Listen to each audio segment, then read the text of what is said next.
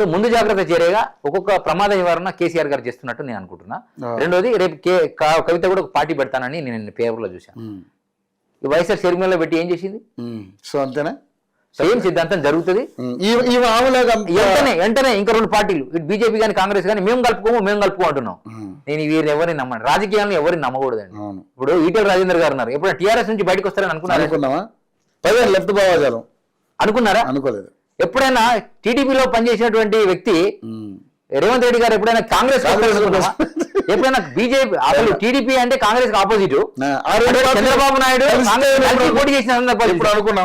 ఈ దరిద్రపు ఆలోచనలతో ఉన్నటువంటి నాయకులు ఎవరైనా పార్టీలు ఏదైనా వీళ్ళకు రూల్స్ రెగ్యులేషన్స్ వావి వరుసలు ఉండవు. సో వీళ్ళ గురించి మనం మాట్లాడి అనవసరంగా కంటే ఈ దరిద్రం ఎంత తొందరగా ఈ దేశం నుంచి పారిపోతే బాగుండని నేను చూస్తున్నా.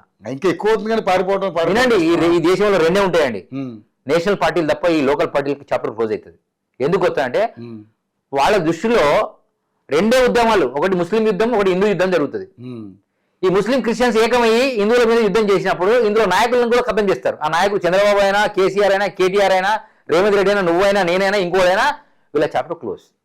వాళ్ళ జనాభా పెరిగే వరకే వీళ్ళ ఆటలు, వీళ్ళ చిన్న బిర్యానీ వాళ్ళు వీడు జనాన్ని పెస్తున్నాడు, వాడు మత మార్పిడితో వాడు జనాన్ని పెడుతున్నాడు. ఈ ఇద్దరు మెల్లగా ఏకమయ్యి చర్చిలు, మసీదులు డబ్బులు గుంజుతున్నారు. ఇతర మతాలు, ఇతర దేశాల నుంచి వాళ్ళకి కామే వస్తుంది. మళ్ళీ వీళ్ళు కూడా నాయకులు ఇస్తున్నారు. వీళ్ళని తొక్కేంత వరకే జరుగుతుంది. మీరు ఆలోచన చేసుకోండి. ఏదైనా సరే